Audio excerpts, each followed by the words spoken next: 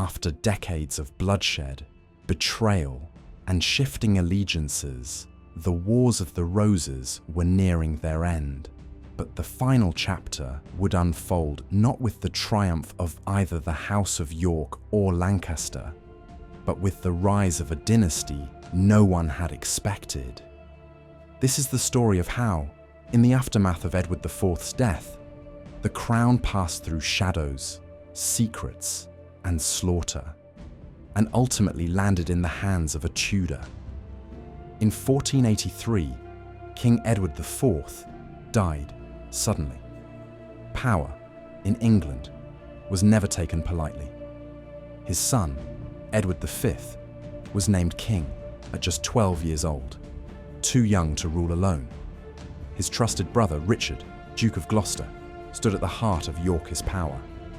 Known as the Lord of the North, Richard governed the vast northern territories with firm justice and military skill. Through the most turbulent years of Edward IV's reign, he remained unwaveringly loyal. Even in moments of danger and discord, a quiet reverse of their other brother, George, Duke of Clarence, whose ambition and treachery had brought chaos and disgrace.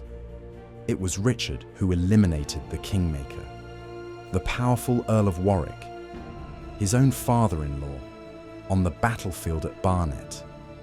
And when Edward needed someone to sort out the throne once and for all, it was Richard who dealt decisively with the last Lancastrian king, Henry VI, within the Tower. Yet even as Richard stood firm beside the crown, many of the old nobility grumbled behind closed doors. They resented the sudden rise of the Woodvilles, Elizabeth's family of common birth, whose influence at court had grown swiftly and, to some, uncomfortably. Richard stepped forward, first as Lord Protector, then as something more. He questioned the legitimacy of the boy king, claimed Edward IV's marriage to Elizabeth Woodville had been invalid. Their children, bastards, Parliament agreed, or rather was made to. And so, by common assent, it was declared that the said children were not of lawful matrimony. Titulus Regius, 1483. Before the crown could even be warmed, Richard moved. He arrested the Queen's kin, took control of the young king, promised to care for the realm. Some called it lawful, others a coup dressed in robes. But the pace was dazzling. The boys vanished. The crown gleamed, and Richard stepped forward, not as protector, but as king. The princes, Edward V and his younger brother Richard, were lodged in the Tower. For safety, it was said. The children were seen playing less and less until they were not seen at all. Croyland Chronicle, 1483. And then, silence. No funeral, no farewell. Just a void where heirs had stood. Weeks later, Richard declared them illegitimate. Parliament ratified it, and Richard was crowned king. To some, he was a usurper. To others, a necessary hand in chaos. To many, he was something darker. Many men murmur it that the children be destroyed. Surely, it is a heavy reckoning. Dominic Mancini, Italian observer in England, 1483. But across the sea, another waited, a name almost forgotten. Henry Tudor, a threadbare claim, a cautious hope, hidden in exile since childhood. Son of Margaret Beaufort, herself descended from Edward III, 5 generations back. Between Edward III and Henry Tudor stood nearly a century and a long line of kings.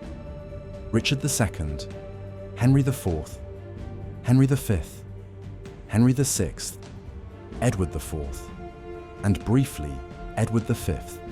Margaret's claim came through John of Gaunt and his mistress, Catherine Swynford, whose children were born out of wedlock and only later legitimised.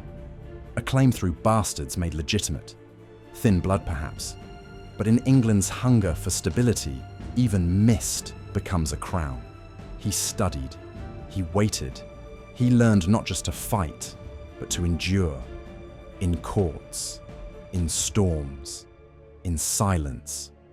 Despite his distant lineage and uncertain legitimacy, Henry prepared with quiet determination. He knew the odds were long, but in a fractured kingdom hungry for order, even an outsider with resolve could become a contender. He studied England's wounds, its fears, its craving for a steady hand, and dared to believe that he, of all people, could offer it. Then, as the nobles whispered of princes lost and kings without heirs, Henry moved. With French gold, Welsh steel, and English desperation, he crossed the sea not as a conqueror, but as a gamble, a pretender, a prayer, a storm with a crown in its eye. August 22nd, 1485. Bosworth Field. Two armies meet, one led by a king, Richard III, the other by a man many called a pretender, Henry Tudor. The sun rose on uncertainty. Henry's forces were outnumbered, but war is not won by numbers alone.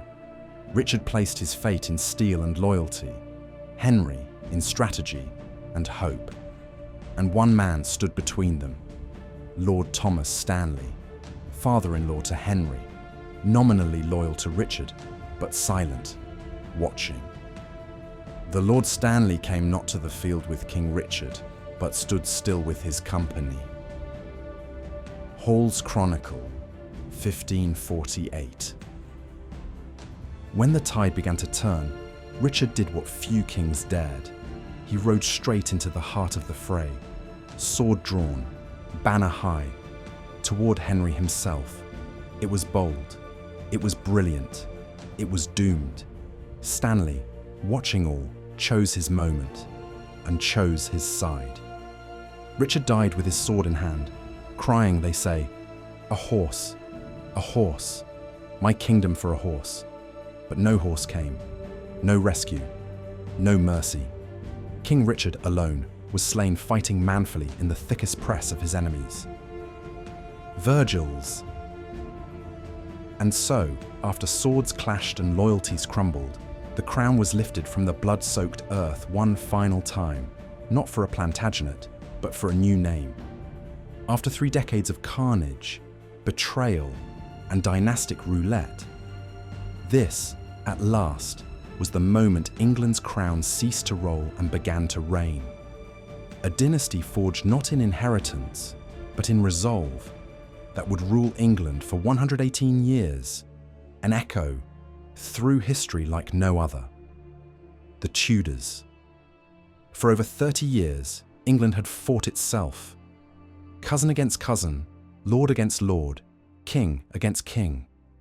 What was left behind was not just a trail of graves, but a people desperate for peace. Henry VII was no golden boy of destiny. He was cautious, calculating, cold, some would say. But in caution, there was survival. In calculation, stability. To end the war, he married Elizabeth of York, the daughter of his enemy. 2 rival houses joined in one flower, the Tudor Rose. The emblem combined the red rose of Lancaster and the white rose of York, a carefully crafted symbol of reconciliation. It was not just a badge, it was a message, a signal that the chaos was over and a new age of unity had begun. A symbol of unity, of strategy, and above all, of survival. The Tudors would bring peace, but also paranoia, splendor, and suspicion. It was not a fairy tale. It was a throne built on caution and held by will. Next time, we follow this new king, Henry VII, as he walks the knife's edge between power and rebellion, order and unrest. The war may be over, but peace is never easy.